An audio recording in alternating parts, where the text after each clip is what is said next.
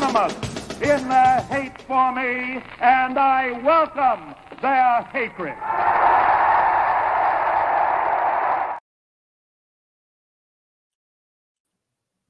What is up, everybody? This is Hater Radio.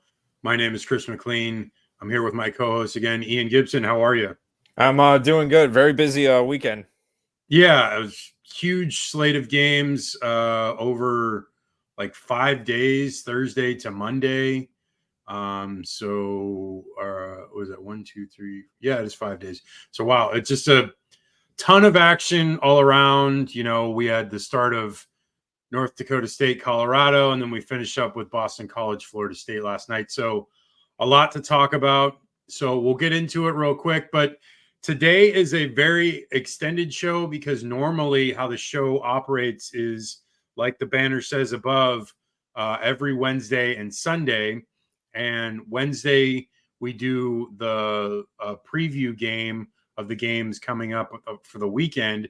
And then Sunday, we do the recap. Well, only for this weekend, because of how the games are on Sunday and Monday, I've decided I'm not going to do a show in that time frame and just push it into the Wednesday and make the Wednesday of that week a larger show. And it'll just be the first week every year, but like it only happens that 1 week. And then the rest of the weeks are normal weeks of Wednesday and Sunday. So like I said, Wednesday and Sunday, 8 p.m. Eastern, 5 p.m. Pacific. That's where the show will be on all the formats. Okay, so let's get into it. We're going to do the week 1 recap first, and then we'll get into the preview afterwards, much like our old show. We actually used to do it like that in the olden days, but we've changed it up as of recently. So, okay, week 1, like I mentioned, North Dakota State and Colorado. I actually came out of this game really impressed with North Dakota State. I know we've talked about it before about how, this team is well coached and, they get the most out of their talent. And, there's been a lot of players that have gone on to the NFL from North Dakota State. So there is talent there and they proved it. I mean, they could move the ball pretty consistently all game long. They stalled on some of their drives, which if they didn't, they might have had an even better chance of winning this game. And which is crazy because they were ahead at halftime and Colorado needed, Colorado, honestly, outside of their like big, huge chunk plays, which they got several, I think they got like at least like 5 or 6, like 20 plus or more, maybe even more than that. They were able to move the ball because of that, but besides that, didn't seem like they were actually doing that well when it was, short yardage downs. They were not able to get, they're not able to move the North Dakota State defenders off the line and get the short yardage that they needed. Hunter obviously had a great game, 3 TDs. The kid's a stud. I'm not going to deny it. And I'm not even a hater of Colorado. I think, and I've said this before, I just don't like the media attention that they get. And it's very over the top and annoying. Like them themselves, I honestly don't have a problem with. If they were just any other team, I wouldn't even care. But the way that the media fawns all over them is disturbing, considering that they were a 4-8 team last year and they look like a 4-8 team this year. They don't look any better than they were last year. They look like the exact same team. Jimmy Horn Jr. from USF transferred over. He looked great, and I'm glad that he's doing well. But the team outside of Hunter, Shedeur Sanders, and Jimmy Horn, like that's it. I don't see anything else on this team that's that amazing. The defense is not good. They couldn't stop an FCS team. Granted, a power FCS team, but still, it just was not conducive for a team that's going to win 8-9 games, which the media seems to think that this team is. Last year, they were talking about playoff possibilities with Colorado. They were 4-8, and they were talking about playoff possibilities. I'm just it boggles my brain that people actually buy into this stuff. And I know it gets clicks and gets, sells ad space on articles, and, more power to them. They're realizing there's a market for it because, they're kind of like making Colorado the villain. And so, like, not only is it people are watching to watch Colorado, they're watching to watch to see if they lose. So there's a lot of hate watching now going on. Um, you know, I was trying to be as objective as I could in that game, and I really was. I still thought they were going to win the game, and they did, but it was close. North Dakota State had the ball with 9 seconds left and a chance, or 5 seconds left and a chance to throw it in the end zone, and the guy caught it at like the 3 or 4 yard line. So like they weren't that far off from simply beating them. Your thoughts, Ian? Yeah, I agree with you. I said I don't know who I was talking to in the game, but I remember saying, if you take Travis Hunter and Shedeur Sanders out of this team, they are losing by double digits right now. Yeah. And we've seen that happen last year as well. But one thing I was hoping to see from this Colorado team was, improve. Like, it couldn't just be two people to carry this team. If they do that again, it's going to be the same story as it was last year. They need to be more consistent on defense, and they need to have more weapons on offense that they can rely on. And I'm not saying like Jimmy Horn Jr., we know firsthand, excellent player. That is a fantastic addition. But when I was looking at it, I think they only relied on and I know they're a bit pass heavy, but I think they only had like 26 total yards and total rushing. They're very one-dimensional is the point I'm making. And that's fine against North Dakota State, where you can get by on that. And that's what I was saying. They won this game based on talent and talent alone. If you can out-athlete them and win that game, all right to you, but I'm not sure how well that's going to go throughout down the road.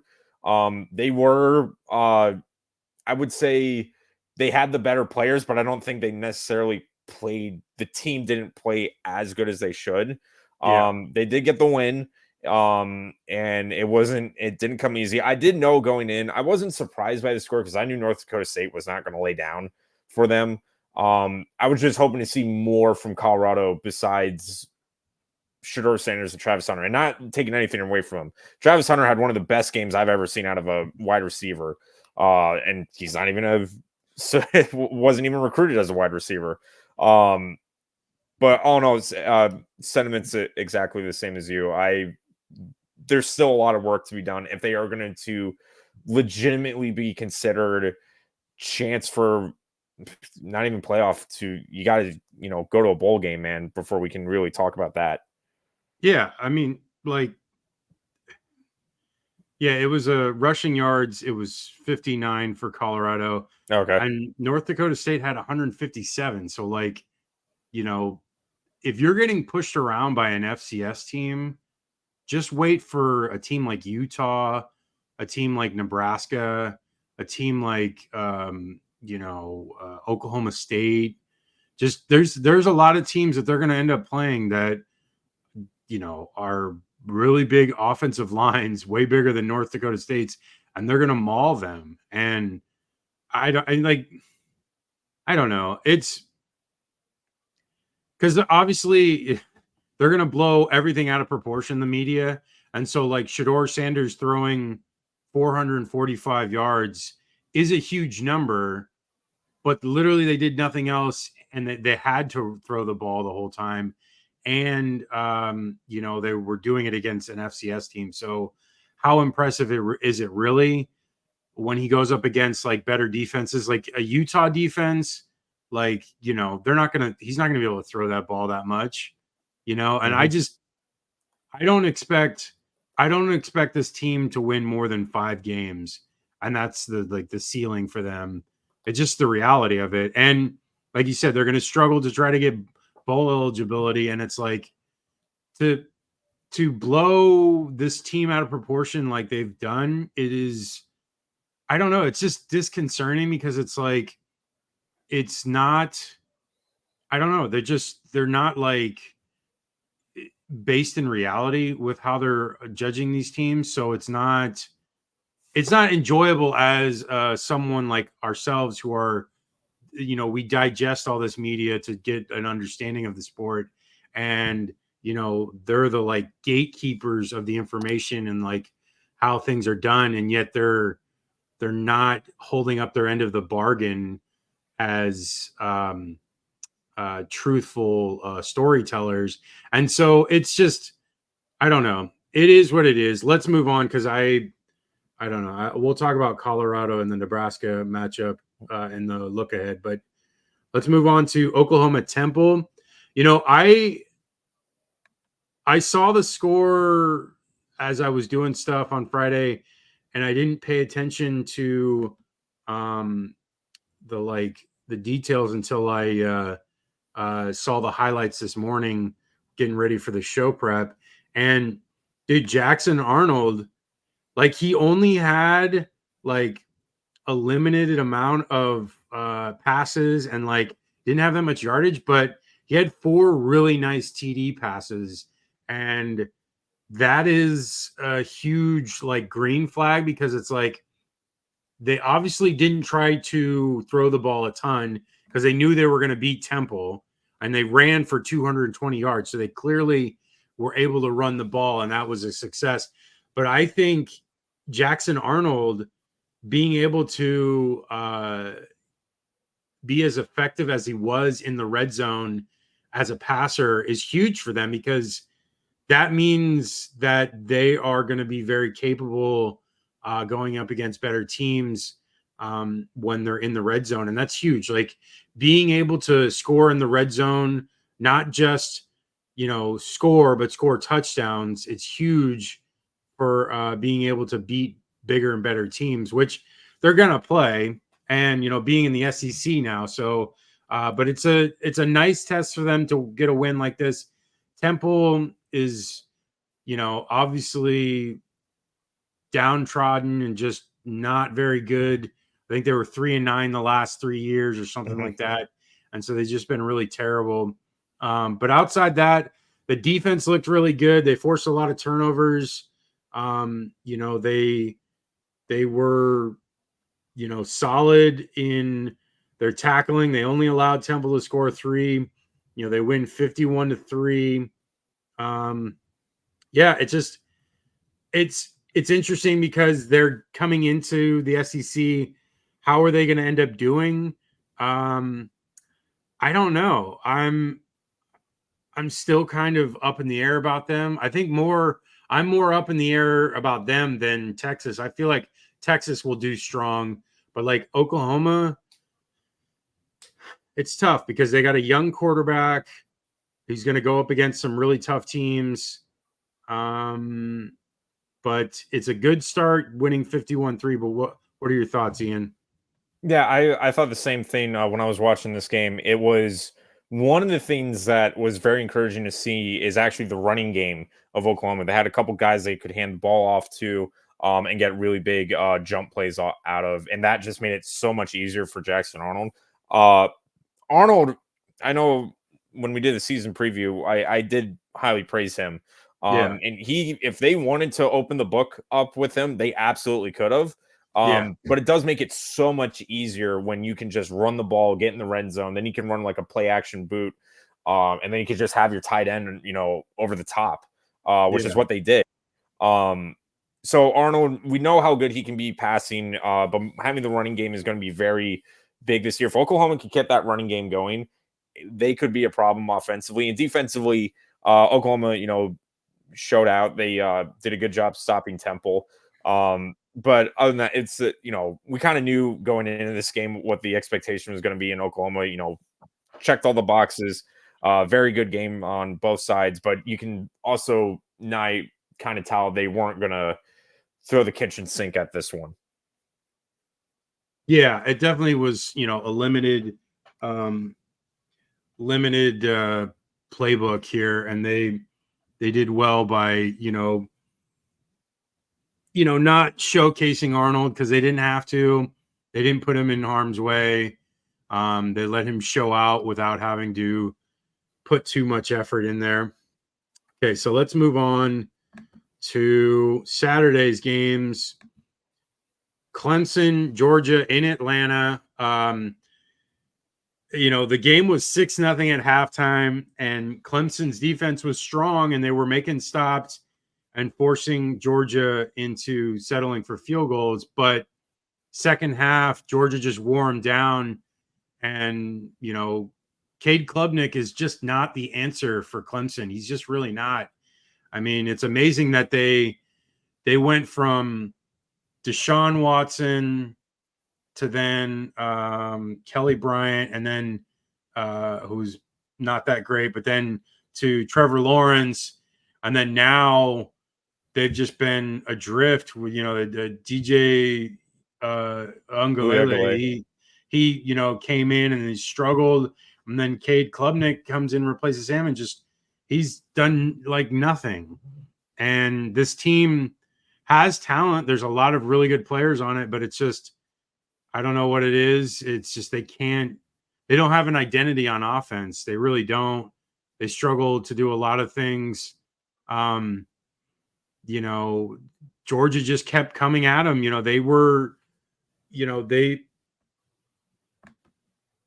They had long sustained drives. Carson Beck had 278 yards passing, no interceptions, 2 TDs. They ran the ball well, even without Trevor Etienne because he was suspended. It's not like their receivers had a ton of yardage. It was they had, I think, 1, 2, 3, 4, 5, 6, 7, 8, 9 receivers with a reception. That's amazing for a game where you're trying to figure out how your offensive attack is going to be, considering they, lost a few players last year from last year's team, and they looked really good. I hate saying that because I hate Georgia, but they're as good or maybe even better. But the saving grace for all of us, like non-Georgia fans who want to see them lose, is they're going to have a tough time. Their schedule is very difficult, and they're going to have to play the second best team in the SEC in the SEC championship game, which they could lose that game. And then also the playoffs now are not just, 2 wins and you win it. It's now maybe 3 or 4 games that you have to win. So there's a lot of chance for Georgia to lose, and so that's why I'm like, whatever. They're very good and they may be one of the best teams, but that doesn't guarantee anyone anymore a championship, because injury luck will go a long way. How a team is playing near the end of the season goes a long way. So, like, yes, Georgia might be the best team, but like in the NFL, the best team doesn't always necessarily win. I mean, look at the New York Giants against the New England Patriots. It just happens that way. And, I will say, though, now that, like, quarterback play is hugely instrumental. Like, if you look in the NFL with Patrick Mahomes, it's a reason why they're the best team, the Chiefs. And, like, I will say Carson Beck is probably top 3 best quarterback in the country. So he's definitely one of the better ones. But, I still think this team is going to struggle in certain games. They play Alabama on the road. I believe they play Texas on the road. Or I know they played Texas at least. I don't know if it's on the road. And so they've got some tough games, and we'll see how this season plays out. But I don't expect them to go through this season undefeated like in years past. Ian, your thoughts? Yeah, if you want any stat to tell you how this game went, just look at the total yards. I remember seeing it at the end of the game. I think Georgia had almost 450, and Clemson didn't even have 200 for the whole game. Yeah. Georgia, as I called, just completely smothered Clemson, and there's nothing they can really do. One thing that showed me this week is the gap between the elite of the SEC and the ACC is getting wider and wider, because Clemson is one of the better teams in the ACC. And I remember saying Clemson might have a good shot winning the ACC, but only in the ACC. Right. Once they play out of conference these games, again, example, this Georgia game or the last time they played Georgia, they're just not built to win those games anymore. Yeah. You mentioned Klubnik when he was under pressure, or just in general, rolled out way too early, was a bit, too long in his passes, and they couldn't really get any run game going to help him out. So they had to rely totally on the pass game. And trying to get a run game against Georgia is trying to run through a brick wall, pretty much. And it basically went once it was, I know it was close in halftime, but once Georgia scored that first touchdown, I was thinking, okay, they're in rhythm. They can, really take a hold of this. And after that, they just, ran away with it. And it was clear as day, especially towards the end of the third quarter, who the better team was. Yeah. I mean, like you said, I mean, it's very, honestly, it's very similar to the Florida Miami game with the stat totals, because Miami outgained Florida like almost like 3-1 or something, like whatever it was, or 3-2, or it's just something ridiculous, because it was like, Miami had like 500 yards of offense and Florida had like less than 200, and so like, or 5-2. So it's again, I have not been impressed with the offense since last year. I remember when they played Duke the first game of the year last year and how much they struggled. And in that game, it was largely because they were like not capitalizing on their red zone opportunities. But then it was like it just kept going, and like they struggled against FSU in certain aspects. And I was just like, this team, I don't know what it is. It's like, in years past, when like Clemson was like the top of the heap, they were able to move the ball like no other. Like they were one of the most effective offenses in the country. And it's been like 3 or 4 years now where the offense just looks dreadful, and they don't like strike fear into anybody. Like I know Georgia was not worried about this game at all. I don't think they probably even were concerned at all, thinking that they probably thought they were going to be able to hold them to a low totalage yardage, and they did. And the offense, Georgia did as much as they could to win this game, and they didn't even have to do that much, and they still dominated. Okay, let's move on. Next game. I actually love this game. I was very up, like keeping up with it, because I was just like, what is going on with this? This is crazy. So Vanderbilt jumped up to a 17-0 lead on Vatek on Saturday, and Vatek came back and tied it. And then Vatek went up with like 4 minutes to go, 27-20, and it looked like Vandy was going to lose. And then Vandy ties it up, and then they got the ball back, and they had a chance to win in regulation, and they missed it. Yep. And I thought from there, I thought they were going to lose, because I was like, oh man, this is like setting up for one of those like ultimate like close but no cigar games. And they get in overtime, and Pavia, the quarterback for them, gets a touchdown in overtime, and then they get the stop on fourth down and they win it. And it's just like, because Vatek, when we started the season, we talked about it, how they were like one of the potential surprise teams maybe of the ACC. And like, I don't think that's the case now, but maybe Vanderbilt might be a little bit better. I like their quarterback play. That kid played well and put them in position to win. And, he's obviously not like, I don't know. I mean, he only threw the ball 16 times, but he was efficient. He was 12 for 16, and he had 190 yards, and he had a ton of yards on the ground, 104. He had 3 total TDs. Who knows? I mean, maybe Vatek isn't as good, possible, and then maybe Vandy might sneak up on some people this year. It'd be interesting to see what happens, because, Vanderbilt had a somewhat decent year 2 years ago, and then last year really struggled. Clark Lee is a good coach, because he's a very good defensive coach, but he because he's an alum, it's more than likely he's not going anywhere, which is a good thing. But then it's also, I don't know how much you're going to get out of him because it is Vanderbilt. Like they have had over the last 20 years, they would have like a class or two that would do well. And then like it would be that would be about it. But I don't know. I'm interested to see what happens with Vanderbilt.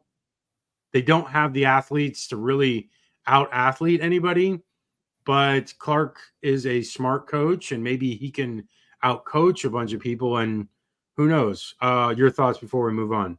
Yeah, I would say that I think between the two, I think it was clear Vodtech did have the better team, especially with Drones. Although he went out towards the end of the game, he couldn't play in overtime, so that was a big deal. But Drones was really the leader for Vodtech. But yeah, one thing that Vandy did, and this is something Clark Lee preached about, is that what Vandy did is they snuck up and they jumped on Vodtech and they jumped on them early. They went up 17-0 in the second quarter. And after that, Vodtech started to wake up, get back into it. But Vandy did a good job not only keeping Vodtech at bay, but playing keep away. I think they had almost 35 minutes of possession time, over 10 minutes more than Vodtech. And Vodtech can score. If you give them enough time, they will score. So Vandy knew very well, just keep on. They were very good at running the ball, especially with Pavia on, the option plays and draws. But Vandy did, I agree with you. I think they coached their way to a win. They did a really good job, making sure, playing keep away and coming up with the big play when it was needed. And they didn't let the situation get to them. When Vodtech took the lead or even like that missed field goal, Vandy seen in the past would kind of just like shake, shudder and be like, oh, here we go again. And they stood up to the challenge and they, took the bull by the horns. Yeah. And the stats wise, it looks very even. It was like 21 first downs to 20, third downs, relatively similar, total yardage, like a 28-yard difference, more of a passing attack from Vodtech than Vanderbilt, who was on the used the ground attack more. But yeah, like you said, they kept the ball out of their hands, which was smart considering that Vodtech looks like a team with drones can score.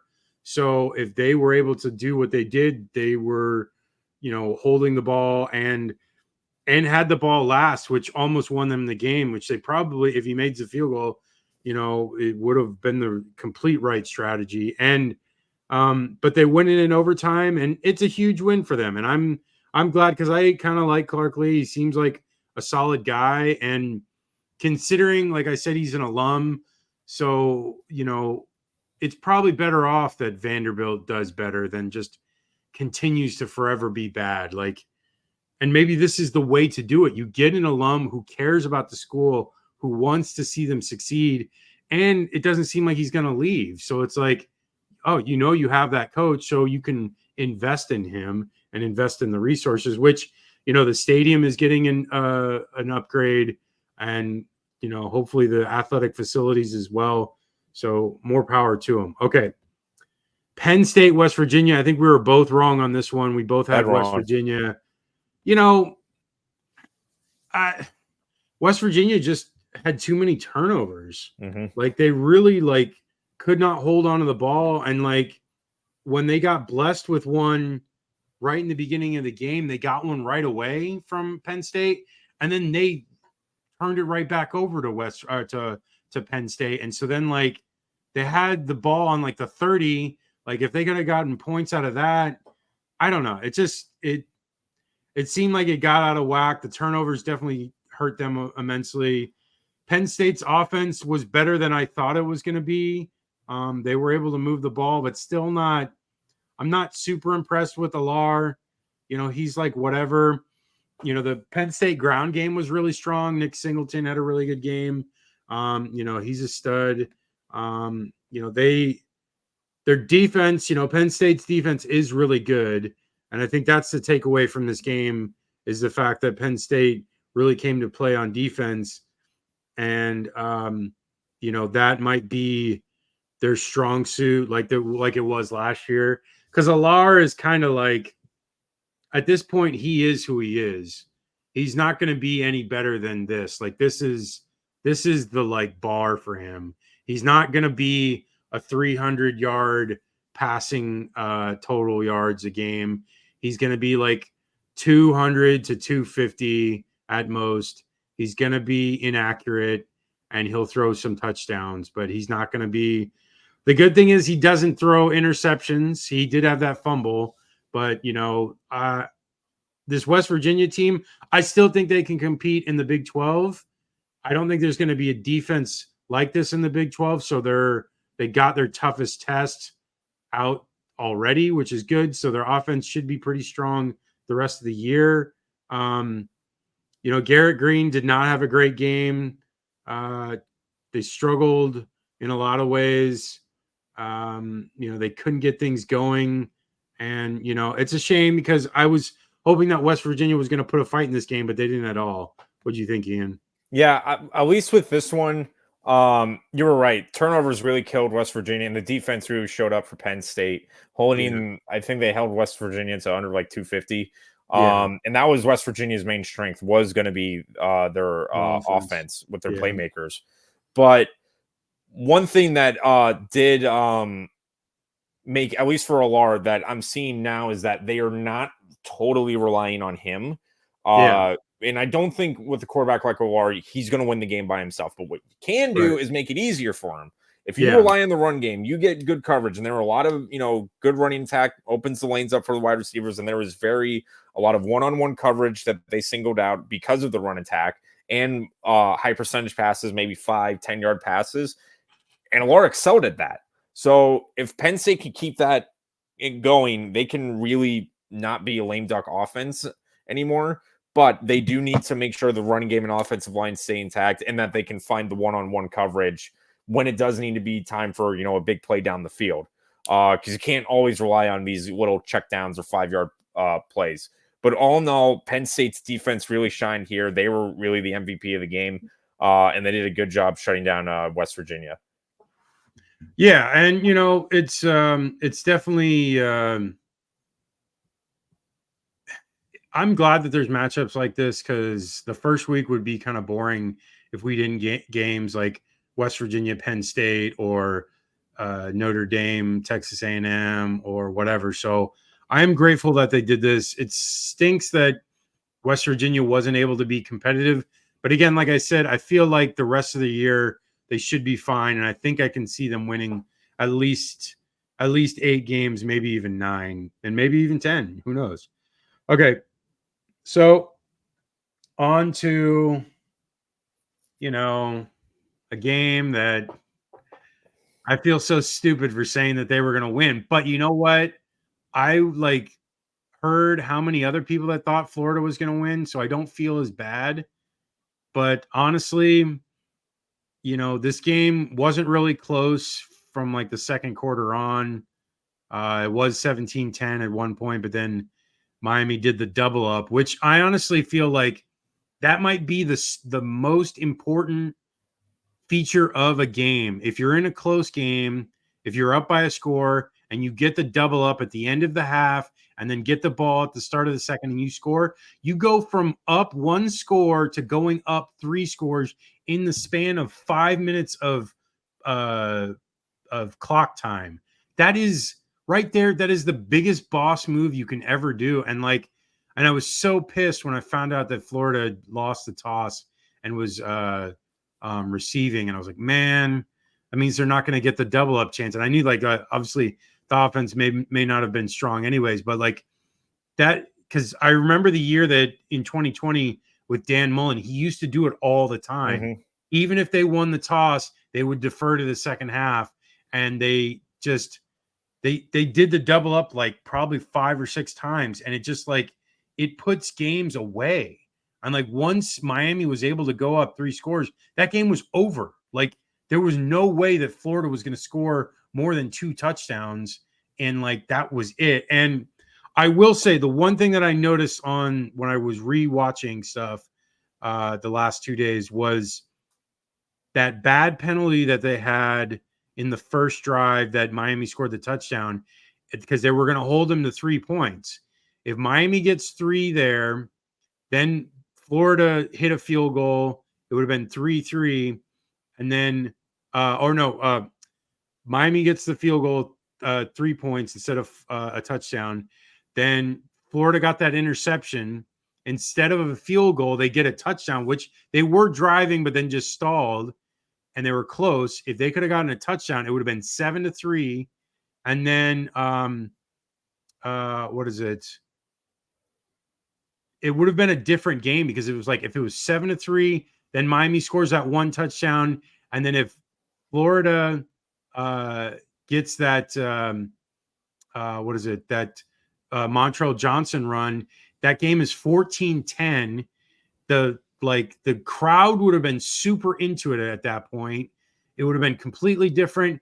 Maybe they can end up getting them to stall there on that drive, and maybe they score. I don't know. Like, it's crazy how it's like little things like that, like a penalty where it changes 4 points on the board, and then like not taking advantage of a turnover, which they finally get. They've been like trying to get turnovers forever, and they finally got one in this game, and it set them up immensely. Like, they were right there on the doorstep, and they should have scored a touchdown, and they didn't. But overall stat wise, they didn't have a first down off a third down.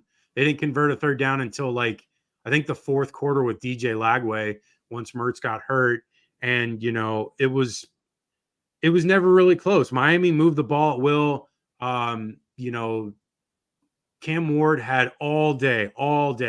I mean, I counted several plays where he had like 5 to 7 seconds to throw the ball, and that is just insanity because you should have no more than like 2 to 4 seconds as a quarterback to throw. If you have that much time, that means that the O-line is just dominating the opposing team's D-line, which they were. And I will say that I did like the linebacking play from Florida.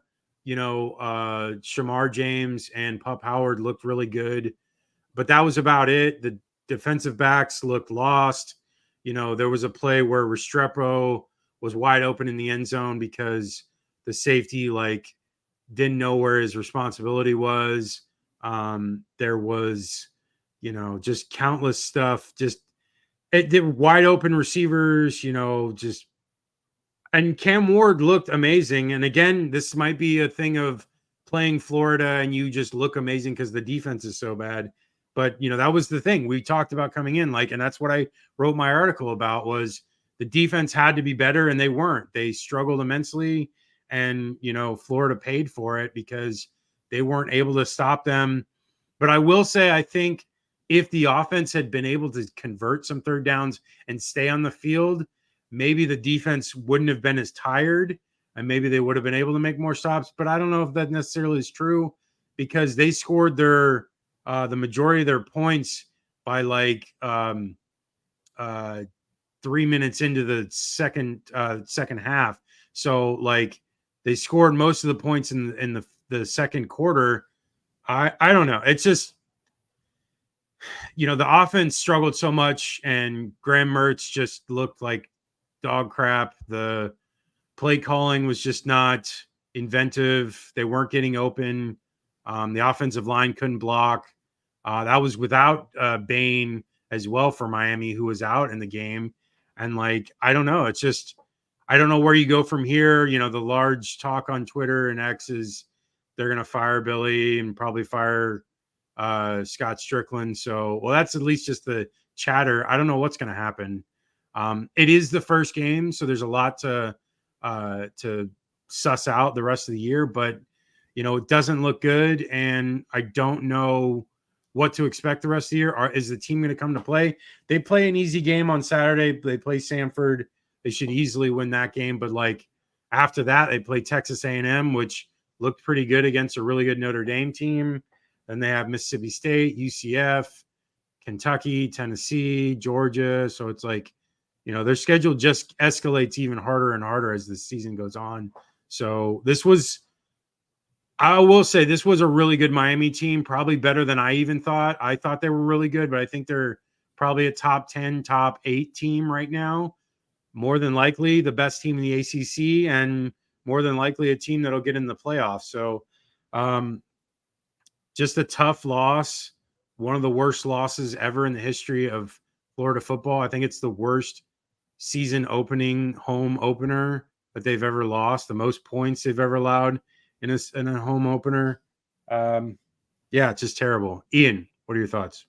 So this game, I should have mentioned in the preview, but this game very much was a test for Florida and for Billy Napier because you're facing Miami, who similar third-year head coach, has a bunch of guys in, and both coaches, maybe Chris Paul was not as much as on the hot seat as Napier, but both had something to prove in this game and this season. So this was a huge test for Florida, and boy, did they fail with flying colors.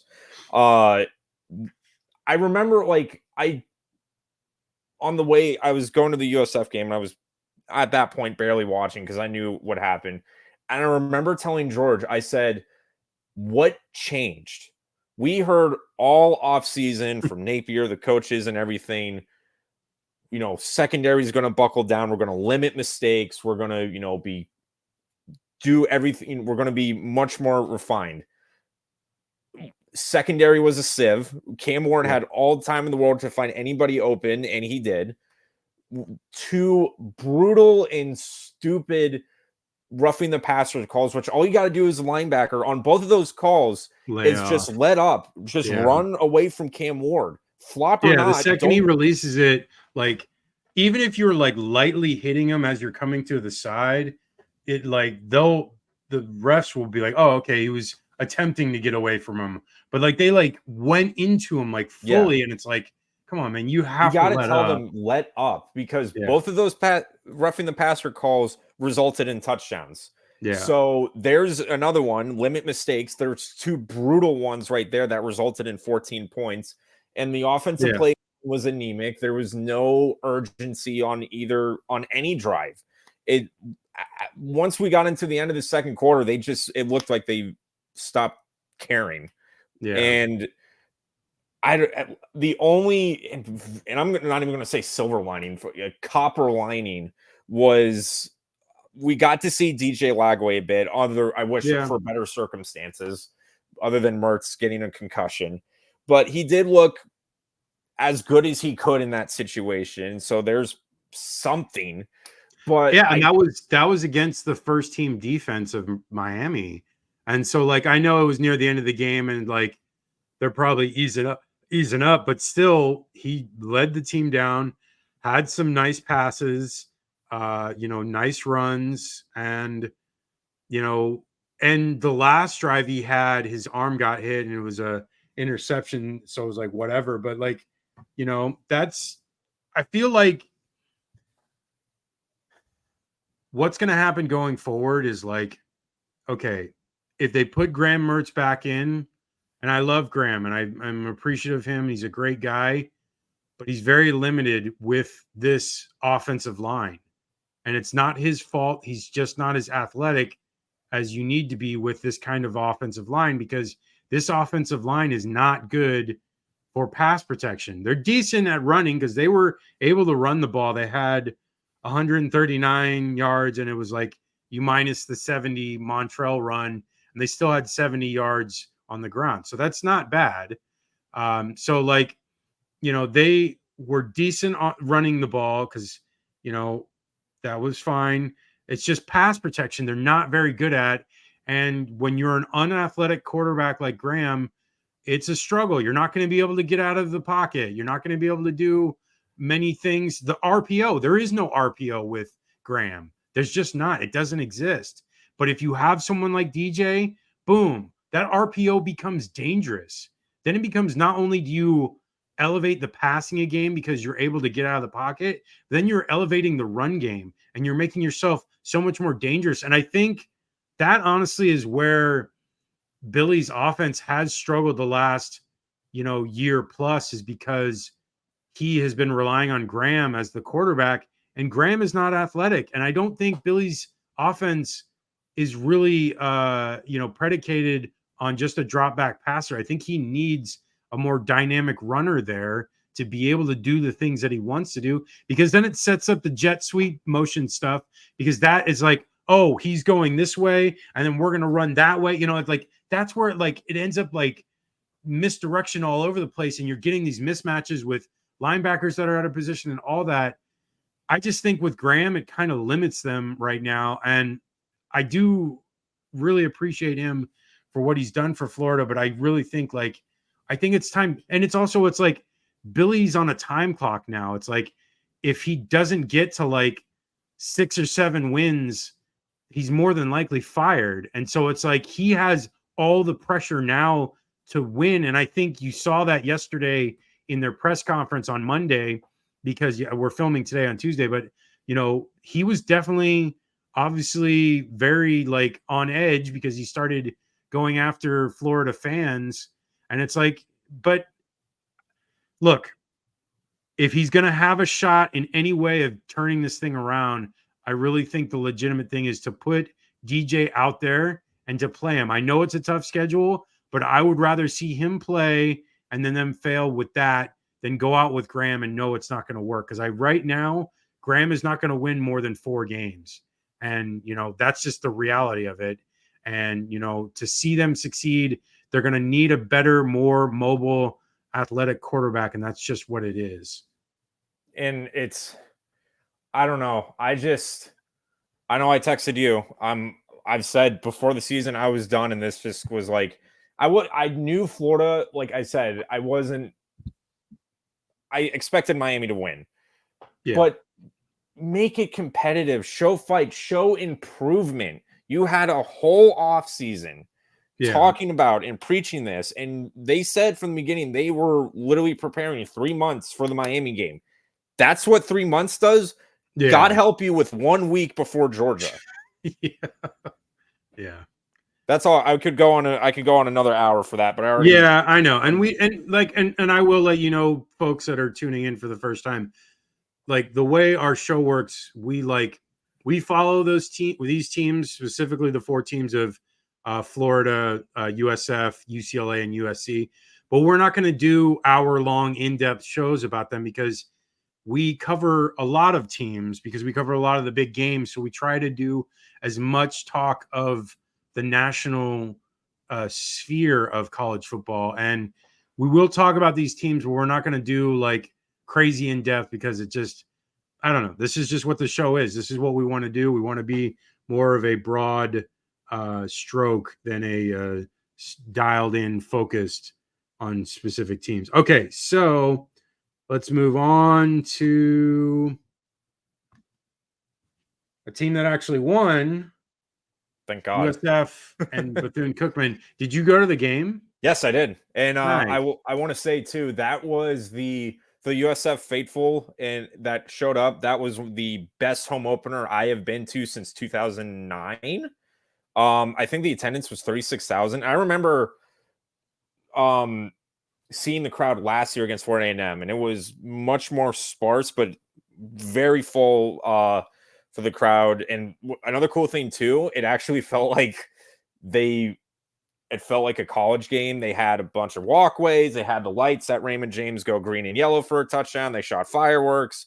I was like, oh, cool. It doesn't feel like they're playing in a pro stadium. It kind of has the feeling of a college game. So that was just a little tangent from my experience. I thought that was cool.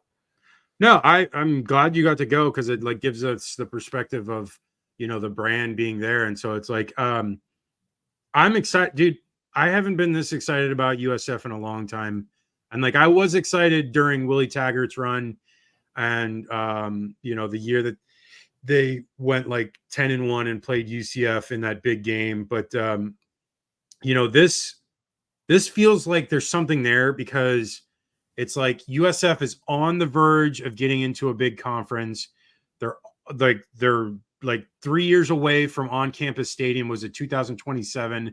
And if they can maintain this momentum, like the sky is the limit right now for this school. Like basketball is doing so well.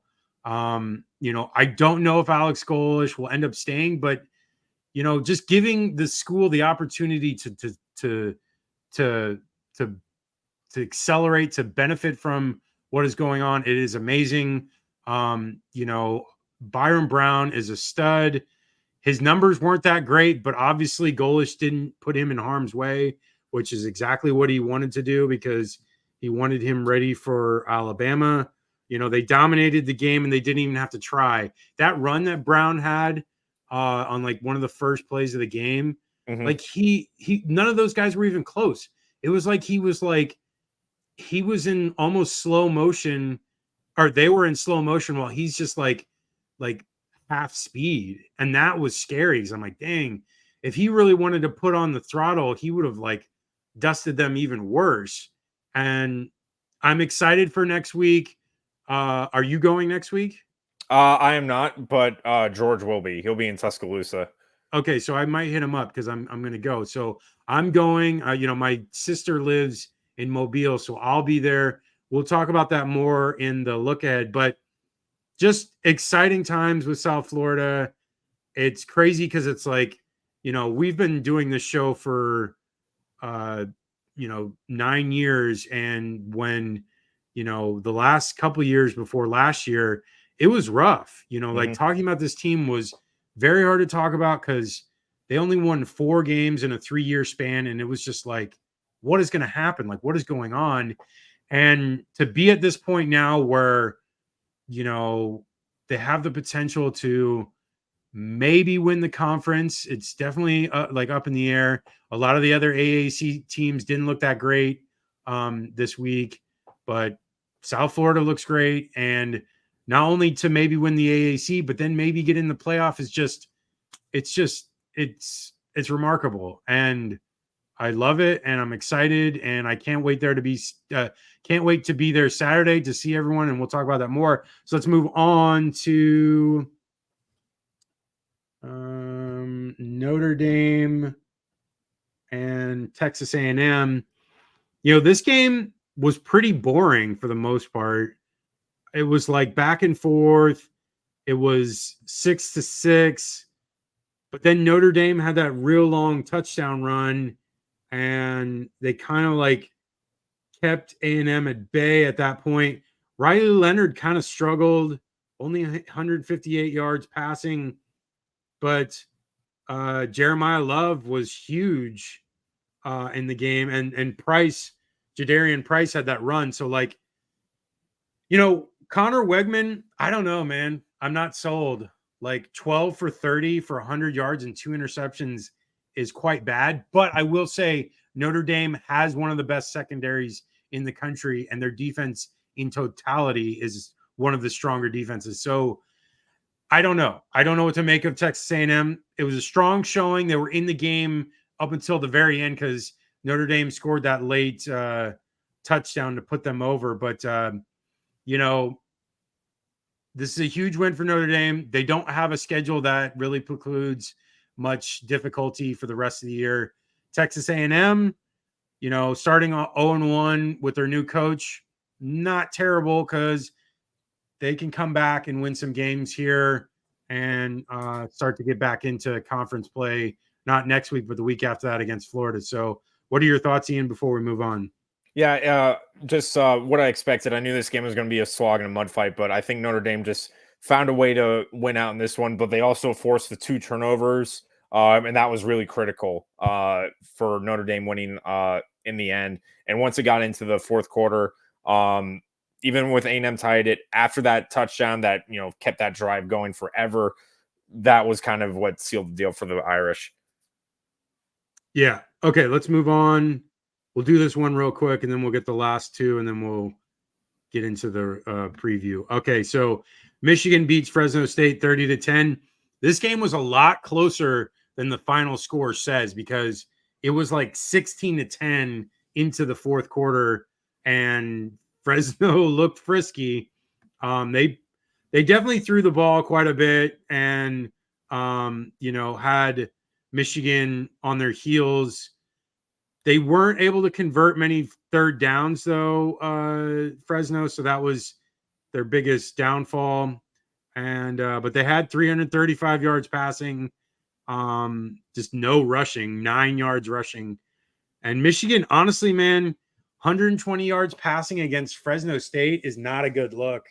They moved the ball well on the ground, but outside the last couple of drives, they really didn't look good. I do not see this team as a contender. I highly doubt they get to the playoff, and I'm already picking now that they're going to lose to Texas next week. So what do you got, Ian? Yeah, it was not the best showing in week 1 for them. They got to figure out whether it's going to be Warren or Jerry at quarterback, because you got Texas next week, so you got to make a decision quick. But all in all, at least the defense was going to be the thing that was going to hold Michigan together. They at least showed up, but offensively, there's a lot of work to do. You do have a lot of new guys in. So, like I mentioned with Florida State at the beginning of the year, if you don't have that consistency, that chemistry with your teammates as much as the other one, it gets very difficult. But yeah, not the prettiest win, and it's not going to get any easier for them. Right. Okay, moving on. UCLA, Hawaii. So for whatever reason, this game, CBS Sports, whenever they have games on their network, they don't have like a traditional like 20-minute recap highlight like ESPN does or CBS regular has. So like I only had to watch like a 3 or 4 minute highlight of it, which sucks because I want to see more of the game to know in depth how that game went. But they were down 10-0 at halftime and were struggling. Garbers had 2 interceptions, one in as they're going into the end zone and one out of his own end zone. And, he really kind of hamstrung the Bruins there. But he did come back and have amazing throws to win this game and to really, keep them afloat because, if he didn't play as well as he did in the second half, they would not have won that game. And I did see quite a few people on Twitter saying to pull him. So, Garbers did his job and, I think he should stay the starter because he looks like he can have control of this offense. Yes, the 2 interceptions are rough, but the rest of the game, he looked really strong and made a difference in this game. It does not look good that UCLA's best runner was Garbers and only for 47 yards. So that is not good. That's not a good look considering they had been a strong running team for a long time. But now it seems like, who knows? Maybe they'll get that fixed. They have a bye week this week. So maybe they'll work on that, get some things going. Hawaii is not the strongest of teams. They're usually, a decent Mountain West team, but not that strong of a group of 5 team. But who knows? Maybe Hawaii will be better than we're even know. They kind of struggled last week to Delaware State. UCLA gets the win. That's all that matters. They're 1-0. They got a bye week, like I said, and then their schedule gets much more difficult. Your thoughts, Ian, before we move on? Yeah, just one thing I'll mention is at least UCLA's defense has shown the consistency from last year. They were beat. I think Hawaii won the time of possession battle, but still being able to hold a team to 13 points is very impressive. UCLA offensively, Garbers has to find more consistency and not try to force as many balls. Maybe, more play action, option plays, just to give them more breathing room in the backfield.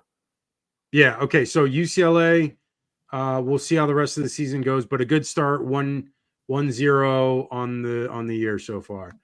Okay, USC LSU, great finish to this game. This was an amazing game. I hope as many people that watch this show watch this game because they had like 9 million viewers, which was a ton of people. So this is a great game to watch. It was back and forth.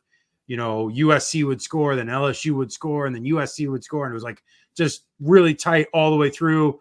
LSU had a lead 17-13 into the fourth quarter, and then USC just put it on and, had a tremendous fourth quarter. Miller Moss, I'm telling you, man, right now, the kid is unflappable. He looked amazing back there. He made so many plays. He's got great touch. He's not super tall, but he can make plays, and like he is definitely right now a possible Heisman candidate, especially with a performance like that against a really good LSU team. Just a tremendous game. Hudson with those amazing catches, the one-handed one, and then was a one-handed one as well, but he got popped in the head. That one where he got popped in the head was huge because not only did he catch that and they were in field goal range, but then the targeting puts them 15 yards further, and then they score the touchdown. And it's just like, man, this kid came up huge for them. Zachariah Branch is a stud, like I said. Woody Marks, huge game for him, 2 TDs. And like I said, Miller Moss, 378, 27 of 36. I mean, this kid is the real deal. And it wasn't like LSU didn't play strong. They played strong. The USC defense, I will say, their tackling is way better, like night and day difference.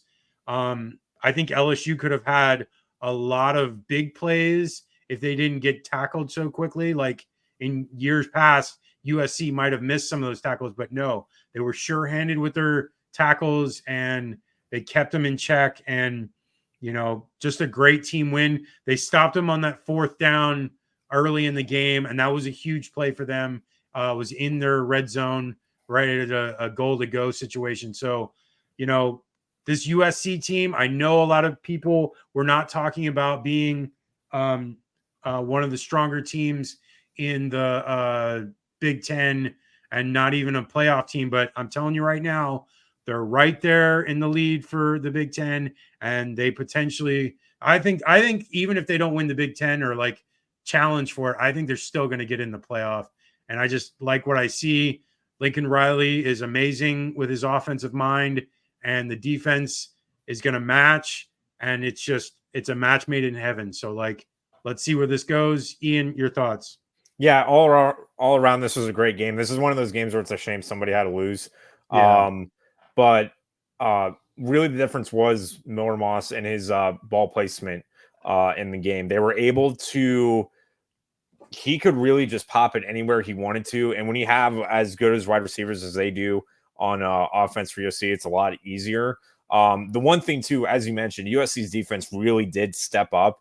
Especially when it was in the 4th quarter. USC was up 2017 and LSU was in the red zone. They were like under the 15-yard line and they were able to force a field goal. That was huge because they score a touchdown there. It's a completely different way of how you're, setting up that drive when you get the ball back. So USC's defense definitely came up when it needed to. They did give up over the 400 yards. So that is something that needs to, be locked down, especially through the air. But all in all, when it came down to it, they made the plays when they had to. And USC could be said for them as well. They made the plays that they had to. They were able to, make the big plays. And again, Miller Moss, another fantastic performance. He just continuing off from that Holiday Bowl performance. Yeah. So huge start for them, getting a huge win against a very good opponent. And, the rest of the season sets up very well for them. They have a lot of big time games coming up, Michigan and Wisconsin and Penn State. So look out for this USC team. I'm telling you right now, they're going to be one of those teams to contend out there, especially because the offense is solid, very solid. Okay. Last game of the week. I'm not going to make fun of them too much because it's looking kind of pathetic and may even look more pathetic than Florida. So Florida State loses to Boston College 28-13 last night. Just a very sad sack, sorry game. Boston College goes up 14-0 and never looked back. And Florida State just a very sad team. And it's, DJ Ungalele, he's not good, man. He's just really not. 21 of 42, a TD and an interception. They ran the ball for 21 yards against Boston College. Like, what is going on? Like, I don't know. I knew that Boston College was going to be a solid team against them. I knew that they were going to be a threat because Castellanos, was elusive last year. and he didn't even have that big of a game. He just was like, he did the things to move the ball, and their rushing attack, besides Castellanos, he did well. The rest of them did it remarkably well. There was 2 running backs that went over 75 yards on the ground. Like, they were moving the ball at will. Ungalele had that very bad interception that set them up for a short touchdown. That once they scored that, I think the score was 21-6. Like, that, the game was basically over at that point. Like, I had like no thought in my mind where I thought that Florida State was going to come back in that game. And they tried, but it was never a real attempt, and just they just never could get things going. The funny thing is, like, the stadium is like 75% of what it normally is because the construction, They're renovating. and so, like, it even felt like that. Like, the energy was not there. And so, like, maybe that, like, had an effect on the team. I don't know. Who knows? Who knows? Because, like, not all those guys were there last year because they lost a lot of guys. But still, felt like there was no energy with this team. DJ he's just not a good quarterback. And, going forward, I don't envision them winning more than like 6 or 7 games. Like, I'm moving the win total down and down every week. I might be down to like 3 wins by the next month because I don't think they're going to beat Memphis. I really think they're going to lose that game. But Ian, your thoughts before we move on to the preview? Yeah, just a few things. Is one was the amount of 3-and-outs there were when Florida State had to respond after giving up a big touchdown or a field goal or anything to Boston College. The other thing was, too, is that with those 3-and-outs, Boston College, they had a 9-minute drive that was for a touchdown. I think they held the ball for almost 40 minutes. You have to take every drive seriously. And nobody, quarterback, O-line, Norvell, anybody took any drive they had with any urgency that entire game. And it was very shades of last week with Georgia Tech. They just like slept walking in this game. And I thought that it was going to be corrected, that you would be able to be like, look, we got bit in the butt against Georgia Tech. We were going in expecting to win, and we didn't. You can't do that again 2 weeks in a row. And they did. And yeah. I was just amazed. Also, too, the other one was on defense. Castellanos, it was a play action boot quarterback run. They ran that play 4 times. I counted 4 times, and 4 times it went for over 15 yards. Now, one defensive adjustment. It was one of the, and this is saying something. I haven't seen Florida State play and coach that bad since Willie Taggart was there in 2018. Yeah. It was beyond like unacceptable. I was like, if you're going to look, if BC was going to pull the upset, that's fine. Not fine, but you can't have them dominate you like that. And that's what it was. It looked like the script was flipped. It looked like BC was the one that was the preseason favorite, and Florida State was just happy to be there. Yeah, that definitely is what it felt like, because BC controlled that game from beginning to the end, and FSU, like you said, was not converting on those 3rd downs, and they had so many 3-and-outs, especially in the beginning, that they should have tried to answer, and if they did answer, it would have been a different game, but they just were never, ever close in that game, and it's crazy to think how bad they were. And it's honestly, it doesn't look good for the rest of the year, like we said. Okay, let's switch now to the look ahead, to the preview for this week. We've got, Thursday, BYU, SMU. Now, SMU comes off that week 0 Nevada game where they had to survive to win. I don't know what to expect from this BYU team. This should be a good game, honestly, regardless. I think that Gary Bohannon was like in the running to be the BYU quarterback, starting quarterback, but I don't know for sure. Who's the quarterback for BYU? Do you know? It was, I think it was Retzlaff or Stone? I think they split. Okay. No, I'm sorry. Retzlaff. Stone is the SMU quarterback. It's Retzlaff. Okay. So, I mean, I'm going to go with SMU on this one just because I feel like they're a stronger team. It's in Dallas, so they'll have the home crowd, which is not very much, but at least it's something compared to a away game. I think SMU wins like I'm going to say, I don't know, 31 to like 27. It'll be close. What do you got? I'm gonna go. I agree. I think it's gonna be close. I think SMU pulls the one out because SMU has Smith at running back as well as Stone at quarterback. They had two pretty good. Both of them had pretty good games, so there'll be more balance and keep BYU off back on their toes defensively. So I'm gonna go with SMU, but I think it's gonna be close. I'll go 27-22 Mustangs.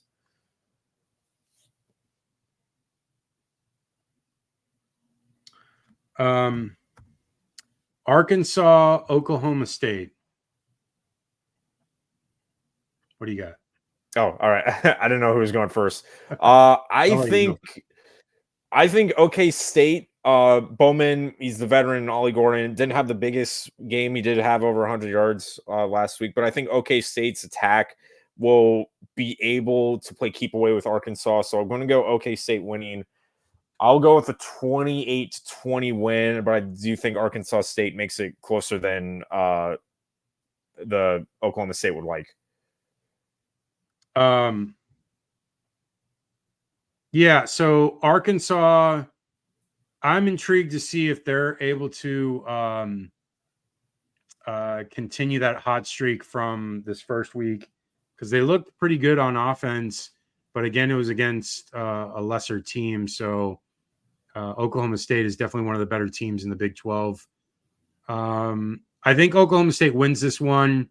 I'm going to say Oklahoma State wins like 24 to like, I'd say 17. Okay, next game. Texas, Michigan. I'm intrigued by this game because this is kind of like Texas's moment to be like, we truly belong. We could have beaten this team last year if we played them. We couldn't beat Washington. We barely lost to Washington. We deserve to be in the national championship game. And I love that for them because it's like a real opportunity to like show out. And this Texas team, I'm a huge fan of Quinn Ewers. I've always been. I thought he's been tremendous throughout his time at Texas. I feel like he's going to have a huge day. If the Fresno State quarterback can have a huge day against Michigan, Quinn Ewers is going to have a huge day. And so the good thing about Texas is, yeah, they've lost two of their running backs, but they have a ton of talent on that team. And I still think they're going to be able to run the ball as well. I don't think this Michigan team is going to do as much. They struggled to pass the ball last week against Fresno State. I feel like Texas is going to win this one. I say Texas wins like 35 to like, let's say like 17. What do you got, Ian? Yeah, I would say I think Texas will pull out in this one. I think Michigan's defense, though, does kind of try to confuse yours as much as possible. And it is on the road in the big house. But I feel like what we saw last year with Alabama, Texas has a template of how you can beat these big teams on the road. So I think Texas will do that again. I don't think Michigan's offense is going to be able to keep up with Texas. It's really going to come down to how well the defense on Michigan can handle Texas. But I'm going to go Longhorns. I'll go, let's do 28-21. Kansas State, Tulane. Who you got? I'm calling it. K-State wins, but by a field goal. I think Tulane maybe sneaks up on them a little bit, but I'm going to take the Wildcats winning. I'll go 24-21. Yeah, I like Kansas State in this too. I think Tulane, yeah, It's in New Orleans, but I'm gonna say like 27 to like 20, close one. Uh, Cal Berkeley going up against Auburn. They played this game last year, and Auburn traveled all the way out to Berkeley. Now it's the uh, returning game in Auburn. I think Auburn wins this game because Cal is like an okay ACC team. But I think God, this it's weird saying Auburn, that. what? God, it's weird saying that. Yeah, I know it is. But I think this Auburn team is strong. I'm not the biggest Peyton Thorne fan. I think he's like kind of average, but the team around him is better than what Cal has. So I think Auburn's going to win probably like 22 to like, I don't know, say like 20. What do you got, Ian? Yeah, I think Auburn wins this one, and they probably win by a couple possessions. Cal really didn't look the best against UC Davis. They were losing at one point towards the end of the second quarter. But I think Auburn is just the better team. So I'm gonna go Auburn winning probably by a lot. I'll go with 38-17 win for the Tigers. Yeah, but you remember last year how close this game was. It was, but I feel like with it between the hedges and the fact that I think even UC Davis outgained Cal, Auburn's offense is way better than that, and I don't think Cal's defense can keep up. Yeah. Okay. Iowa State, Iowa. This is an interesting game because Iowa looked better on offense, but again, it was a terrible team. So how much can you really take from that? This Iowa State team has been on the verge of being one of the better teams in the Big 12 for the last like 5 or 6 years when Brock Purdy was there. This game is always tough because it's a rivalry game. It's in Iowa, which is where's Iowa's Stadium? Yeah, where's their what city? It's Iowa City, Kinnick Stadium. It's Iowa City for Iowa. Yes, and then Iowa State is Ames, right? I believe so. Okay, so Iowa, whatever. It's at University of Iowa. I think that'll be enough for them because their defense is very good. I think it's going to be a low scoring game. I'm going to say like 14-17 Iowa wins, low scoring. What do you got? Yeah, the only thing I'll say is with Iowa, it's going to have to, their defense is going to have to shell out and win again. The last time they scored more than 20 points against a Power 5 team was Michigan State last year, and they won, I think, 26 something. Mm-hmm. So, and I know they only scored 20 against Iowa State. Iowa State, if they can get more than 20 points, I think they win it. You know what? I think they pull it off. I think Iowa State goes into Kinnick Stadium, and I think they pull off the win. I think they find a way to outlast that Iowa defense. I'm going to go Cyclones winning 27-19.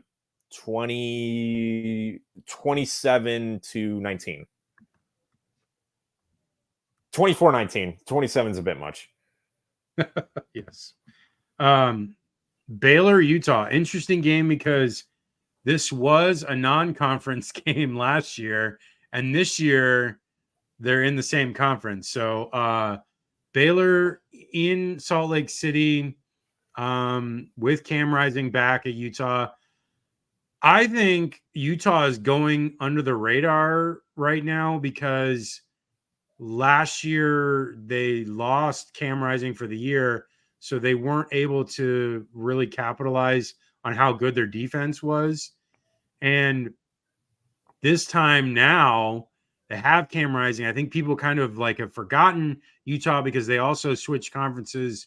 But I think this Utah team, if they really take it to like a team like Baylor, I think that really starts the campaign off and like gets them up and running. I'm going to say Utah wins like, I'm going to say 30 to like 19. What do you got? Yeah, I as we mentioned last year with Utah, their home field advantage is insane. They lost last year against did they lose at home last year? Actually, It was Arizona, I think. It was I thought Arizona was on the. They lost to Oregon. That's who it was. They lost to Oregon at home. Yeah. Before that, they had not lost a home game with a full capacity crowd because of 2020. They had not lost a home game with a crowd since 2018. So I think with that, Utah, with the home field advantage, with the experience of Cam Rising, I think they win and they, pull away late. I'm going to go with the Utes winning. I'm going to go, let's say 35-20.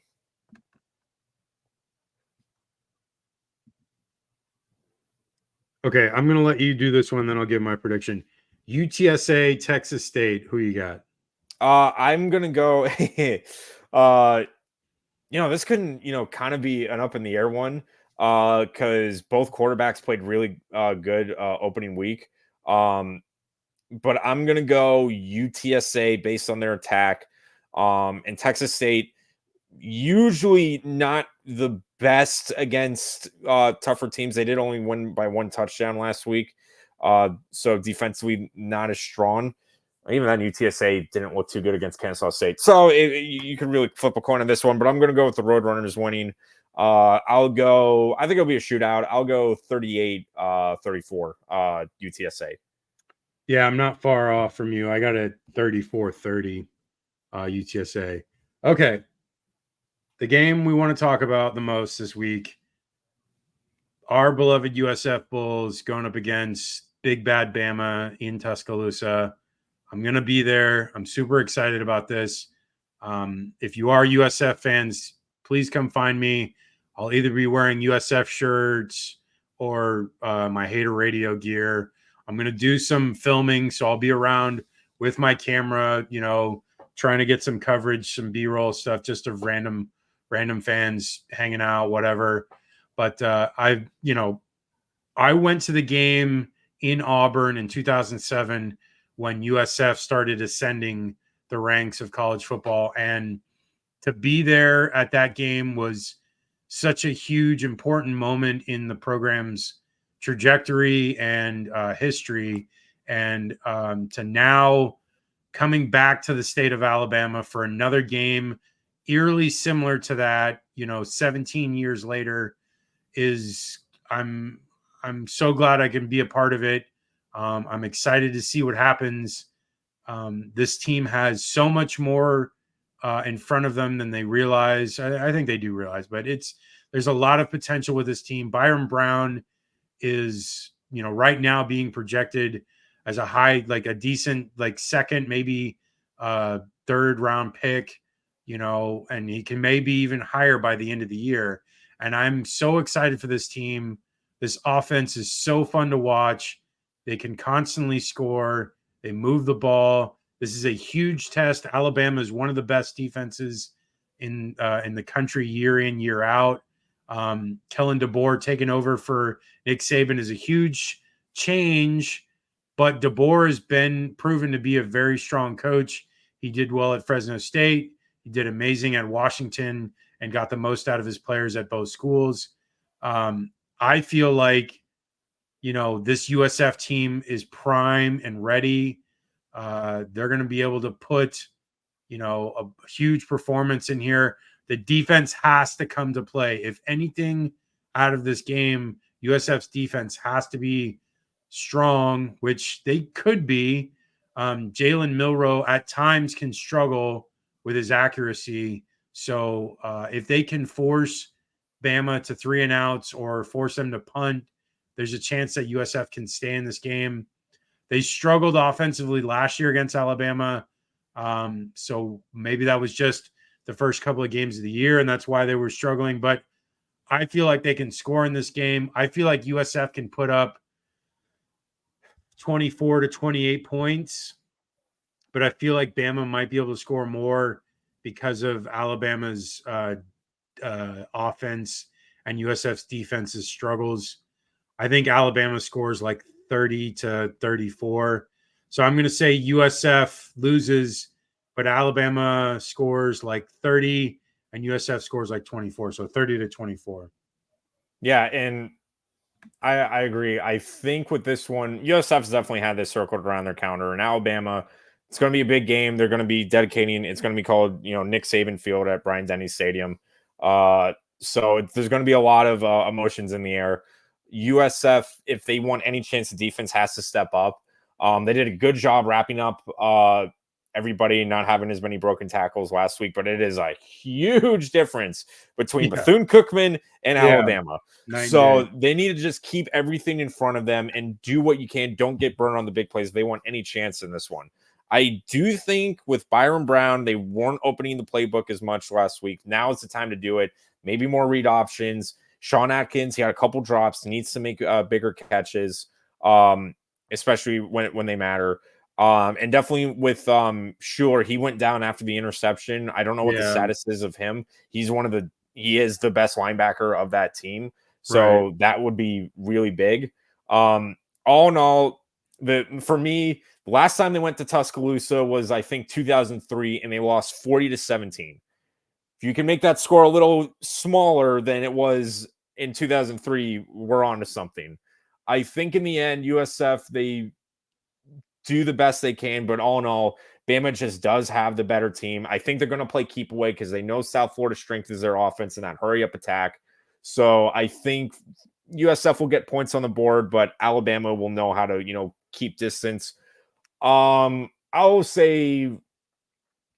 go with a 35-14 win for Bama. I know that sounds like a lot, but I think like towards the end, Bama just, puts it on ice in the fourth quarter. Okay. Samford, Florida. The only thing I'm really looking forward to this game is how DJ Lagway does, and that's all I really care about because they should win. They should win pretty comfortably. They should win probably like 50 to like, I don't know, 20, something like that. But yeah, like I said, I just want to see DJ Lagway and see how he does and see what he can do offensively when he has a full game. Hopefully he starts and gets to play the whole game. And maybe will be the impetus to make the change for the Texas A&M game. But we'll see. What do you got, Ian? Yeah. Well, as I mentioned, the last time we said Samford was an easy win was 2021. We know how that happened, 70-52. I think Florida.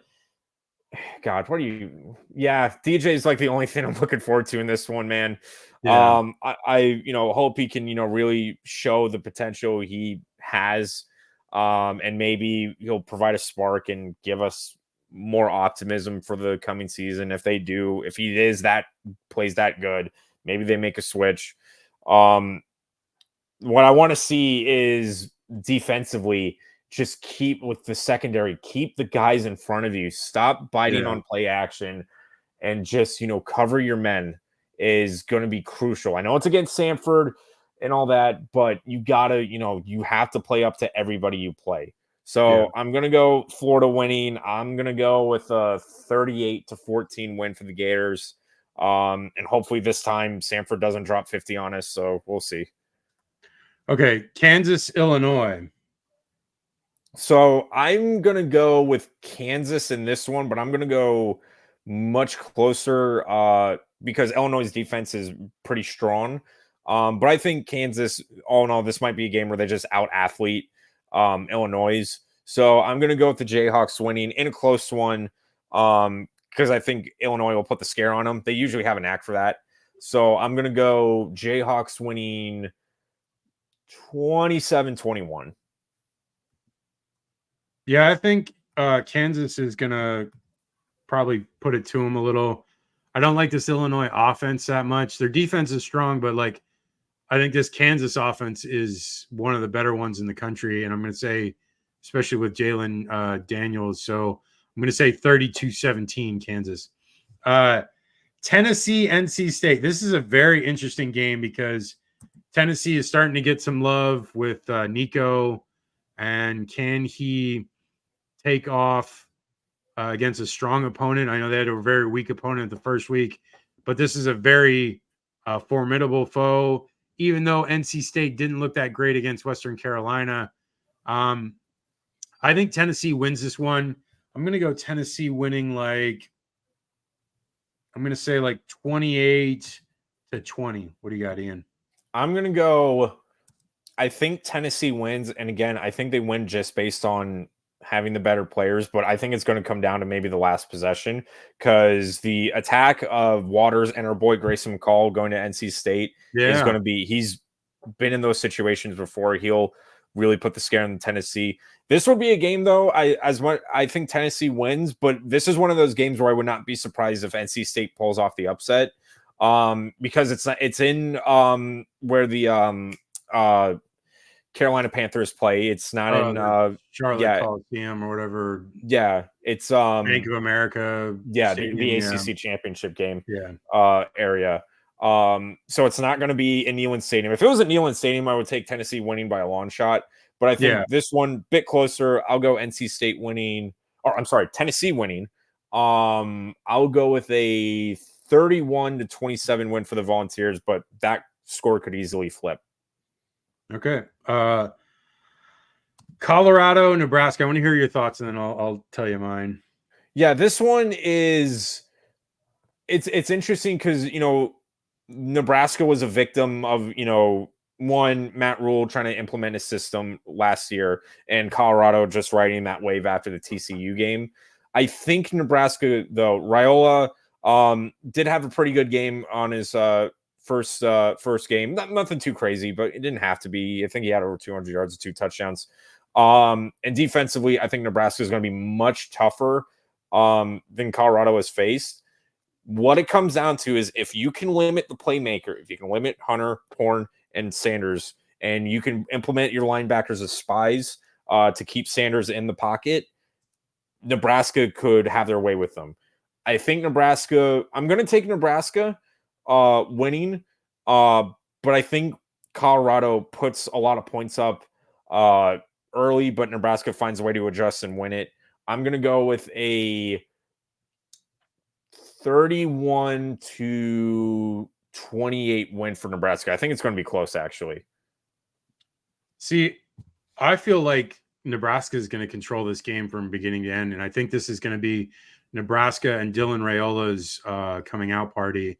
And, and it does give me some hope because if Raiola can start as a freshman, there's no reason why DJ Lagway can't start as well because DJ is, he's very talented as well and should be starting. I feel like this Nebraska team, the defense has gotten stronger because of Matt Rule the last couple of years. They had a lot of one-score games last year that they weren't able to take advantage of, and they lost them. So they were about a 500 team, I think they were. But I think they're better this year. I think they have a chance to get to like 7-0 to start the year, which would be tremendous. Then they'll have some tough games at the back half of the schedule. But I think they win this one 34-20. And I think they're going to hold Colorado in check most of the game. Okay. Houston, Oklahoma. I don't know how good Houston is. I actually haven't been following them since Dana Holgorsen got fired. So, well, they got blown out by UNLV last week, so that should tell you. Yeah, so I feel like Oklahoma should run over them. So I'm going to say Oklahoma wins like 42 to like 17. What do you got? Yeah, I think Oklahoma just it's their usage just down right now. And I think Oklahoma takes advantage, and it's in Norman. So I'm going to go Oklahoma winning. I'll go 38-10 Sooners. Nice. Okay. App State, Clemson. What do you got? Oh man, this would be the funniest thing ever. We know App State's history with these games. They've upset Michigan, obviously. They have upset Texas A&M a few years ago. They are always a team you cannot look too far ahead of, and they almost upset Carolina a couple years ago. Aguilar had a fantastic game against East Tennessee State. I think he had almost 400 yards. But I think Clemson, I think App State maybe puts a scare in them in the first half, but Clemson will find a way to win out. I'm going to go with a 34-17 win for the Tigers, but App State makes it close in the first half. Yeah, I don't know anything about this App State team, and I'm glad that you are as it tapped into the G5 teams as you are, because it gives us a better perspective. I think App State probably can score a little bit, but I'm going to say Clemson probably is a get-right game for them to prepare them for ACC play. I'm going to say Clemson wins like 28 to like 10. Okay, last couple here. Boise State going up against Oregon. This is an interesting game because Oregon looked very pedestrian last week against Idaho. I think more of the same. Maybe Oregon struggles again. I'm going to say Boise State keeps it close. I'm going to say like a 24 to like 18 game. That's what I got. 24-18. I think the difference though in this one is that Oregon, we know Dylan Gabriel, he willed that win. I think he went 41 for 49. He had an insane stat line last game against Idaho. And I think with the running attack that would help. Boise State's defense was very, very weak last week against Georgia Southern. I think they gave up 45 points. I think Oregon scores a lot. I think Boise State maybe keeps up with them a bit, but I think Oregon runs away with it, actually. I'm going to go with a 45-20 win for the Ducks. 45-20? Yeah, because I just don't see Boise State. If they gave up 45 to Georgia Southern, and we know how good Oregon's offense can be. Okay, 41-49. That's crazy.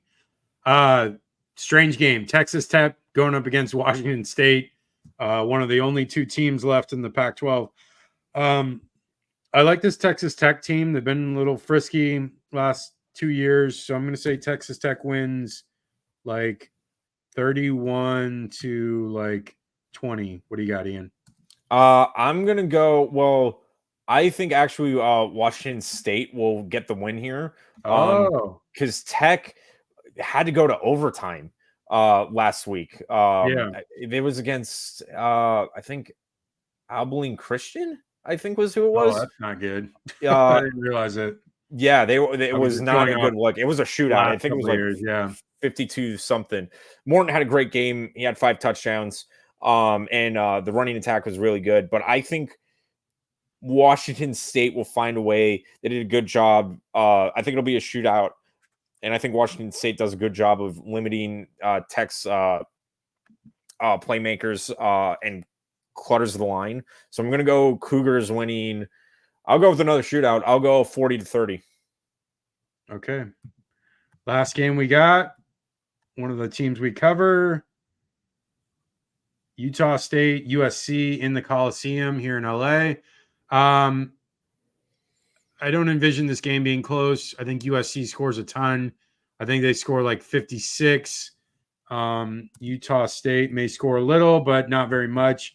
I'm going to say like 14 to 56. And it's going to be one of those games where they get to play a lot of their younger guys, which is good. Get them some reps. Their schedule just gets harder the more they go into the season. So it's good to have a game like this because, LSU and then Utah State are their 2 non-conference in the beginning. And then the other non-conference game they have is Notre Dame. So the rest of their schedule is Big Ten. It starts next week. So it's going to get tougher. So this is a game for them to get right, get some rest, and get ready for the rest of the Big Ten schedule. What do you got, Ian? I think SC just, runs away with it. Miller Moss, he did very good against LSU. I don't expect that to change against Utah State. I'm going to go SC winning. I'll go with a 42-14 win for the Trojans. Okay, that is the week 2 preview. And we did the week 1 recap. So it was the monster show we did. We're going to go ahead and go to the normal schedule starting Sunday. So Sunday, 8 p.m. Eastern, 5 p.m. Pacific, we'll do the recap. Wednesday will be the preview, and same time as well on YouTube, Facebook, and Twitter, X Live. It'll be on Instagram as well. So for Twitter, X, Instagram, and TikTok, it is at Hater_radio. For YouTube, it is at Hater Radio. For Facebook, it is Hater Radio CFB. Ian, what are your socials before we go? Yeah, YouTube, Instagram, and Twitter are at GGatorG. Okay, that's the show. Thank you for watching. We'll see you guys on next Sunday. Enjoy these games. There's a lot of really good ones. Obviously, we went through who we thought we were going to win. Have fun this weekend, and we'll talk to you on Sunday. All right, take care.